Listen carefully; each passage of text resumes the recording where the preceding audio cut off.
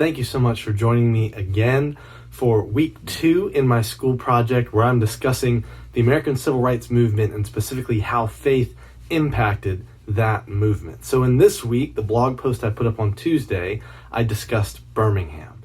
Coming out of the Montgomery bus boycott, Dr. King, Ralph Abernathy, other leaders realized that this was a moment for action, that Black Americans had for too long been denied their civil rights, and beyond that, especially in the eyes of the ministers, their God-given rights to be valued as equals to any other human being. Dr. King frequently will argue against people who say Black people are inherently inferior. There were some actually who would pervert scriptures, and they would use a syllogism that's hogwash, but the syllogism would say, people are made in the image of God.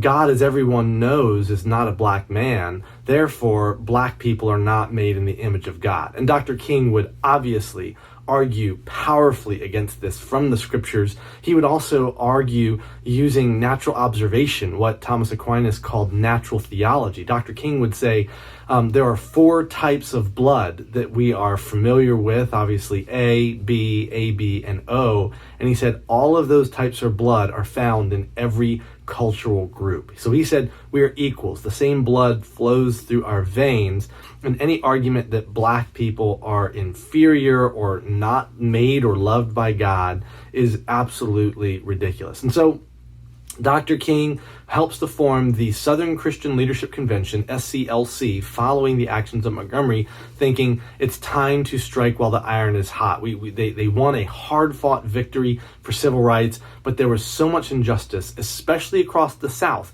Dr. King was a Southerner. He lived most of his life in Georgia. He knew the South, and he felt it was time to address these challenges. And so the SCLC forms, and they go to Albany, Georgia, where there's a great deal of injustice. And they fight for civil rights peacefully, using nonviolent demonstrations and nonviolent tactics. They work and they fight for equal treatment, for equal rights, to end segregation. And the movement fails spectacularly. They reference this in the movie Selma, if you've seen that movie, when he says that the law enforcement there just kept calmly arresting people as they protested, never doing anything that was violent, never doing anything that would show people on TV what was happening. So after this, they're invited by Pastor Fred Shuttlesworth to come to Birmingham. He says, if you come to Birmingham, we can absolutely make progress here. And so the SCLC goes to Birmingham. They begin to protest in downtown Birmingham. I was there just a few weeks ago. I got to see the downtown area. And Black Americans would go and they would stand downtown and they would say, we want to be able to eat at lunch counters, public lunch counters. They were not allowed to. We want an end to segregation of water fountains that would say whites only or coloreds only, or entrances that were separated. And they wanted for the stores downtown to hire Black Americans as employees, salespersons and clerks. That was it. These are the basic things being asked for. And so they protested and they were arrested for simply going downtown with signs, going downtown and by their presence asking to be seen. They're arrested by the law enforcement, and they're led by the Public Safety Commissioner, Bull Connor, who is an avowed segregationist, bigotry, just very prevalent in all of his attitudes and viewpoints. And what happens is that after he puts enough people in jail, the SCLC runs out of money. They don't have enough money to keep bailing people out. And so there's a question of, do we push ahead? Do we put the pedal to the metal, or do we back off? We can't afford another Albany where we just get stuck in a situation where nobody cares and nothing is gained. And so the movement really comes down to a knife's edge. And so there's a bunch of leaders in a hotel room, and they're discussing, what are we to do? And they're looking to Dr. King. They want him to inform them what to do. And Dr. King finally goes into another room, changes into blue jeans, top and bottom, and he comes back out and he says, I don't know what we should do, but I know I have to go protest. And he knows this means he's going to go to jail. That's why he changes out of good clothes into clothes that can handle the rough treatment that he's fully expecting. And he goes down and he protests and he's arrested. And he's thrown into solitary confinement. And for 24 hours, they won't even allow him to talk to a lawyer. It's illegal, it's unethical, it's terrible, of course. But during this time, King says it was the darkest period for him. He had no idea. Did the movement fall apart? Did people just say, we got to get out of here? There's a scripture that talks about if you strike the shepherd, the sheep will scatter. Is that what happened? In fact, what happens is the famous singer Harry Belafonte is able to reach out to his famous friends, and he's able to raise $50,000 to immediately send down for bail money for all the protesters. And Dr. King finds this out and finds out that in fact the movement hasn't died, but has coalesced a bit. But he's in jail for about 8 days before accepting bail, him and Abernathy, so that they can continue to do the work they feel is critical.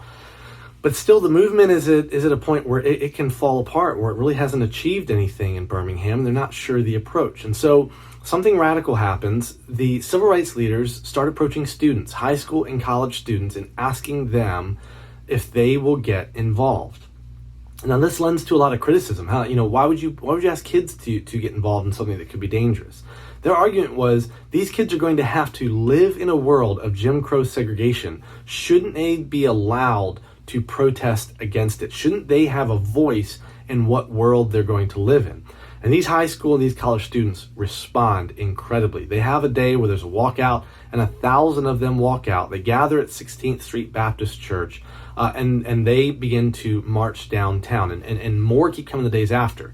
And this is where we get the famous images that I'm certain you've seen at some point in your life, where the Birmingham police bring out dogs that are sicked on to high school and college students. You can see pictures where their clothes are being torn, where these students who have no weapons, who are not threatening, are being attacked by these canines at the behest of the officers. And then, maybe the even more famous images, Bull Connor summons in the fire department. And the fire department uses tools that have been purchased by the government to help people in order to harm the Black Americans, the Black students that are down there. And they're using these powerful hoses with firewater, and they're blasting the protesters all over. Boys, girls, men, women, knocking people off their feet, slamming them against walls. It's almost unbelievable. And in fact, what happened is the leaders of the fire department also had batons they were hitting people with.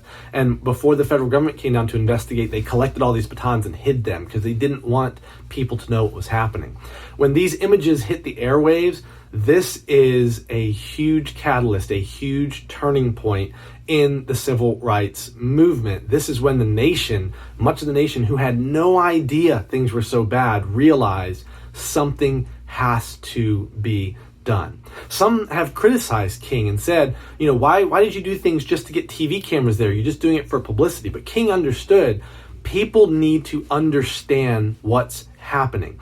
And it's hard to point a camera at systematic racism, but you can point a camera at hoses and at dogs and understand there's oppression, there's something wrong happening here. And so after that occurs, then we very quickly begin to see movement. The businesses whose business is being totally disrupted by this quickly come to the conclusion that, we need to agree to make some changes. We're going to make some of those hires. We're going to desegregate lunch counters and entrances. And in addition, there's an agreement with part of the city that all the protesters are going to be let free.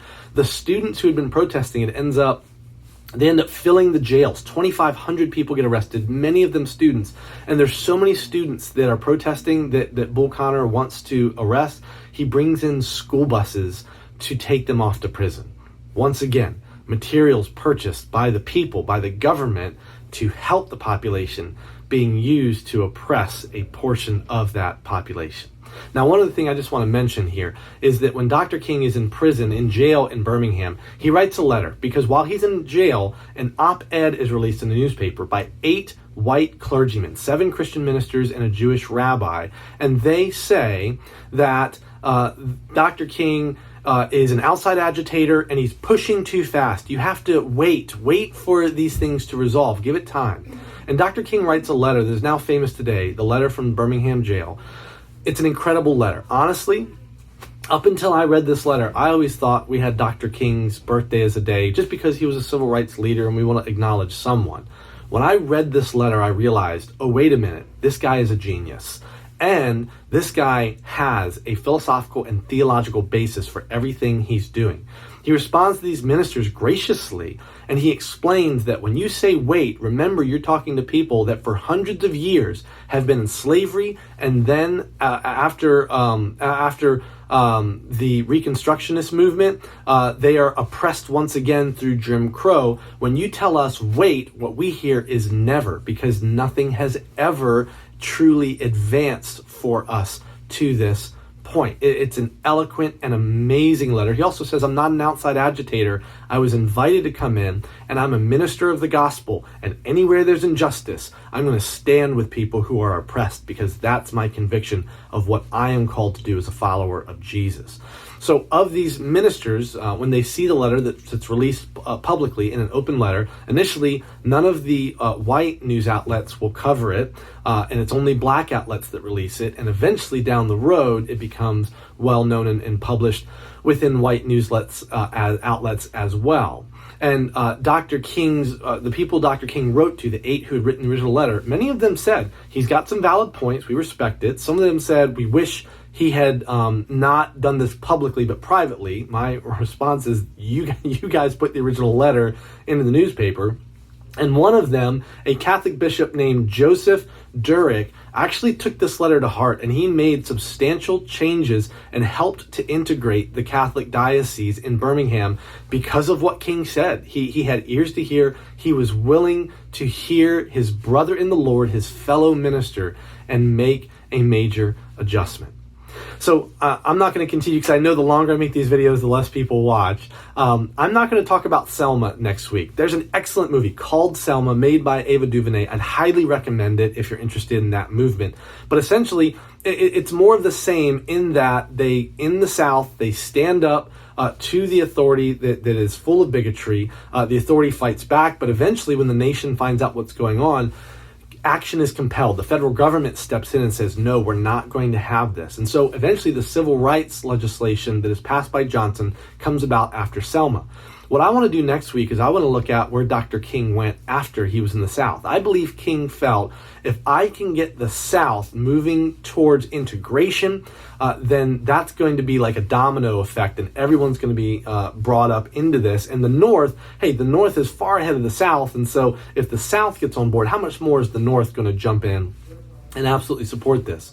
But it's when Dr. King goes to Chicago that I think he realizes what he's trying to do is so much bigger and harder than he even realized. So I hope you'll join me next week as I discuss that, and I hope you're finding this useful. And if you have any questions or comments, I am certainly interested in hearing them. Comment right on this video or contact me however you want. Thank you so much for your time and for listening. God bless.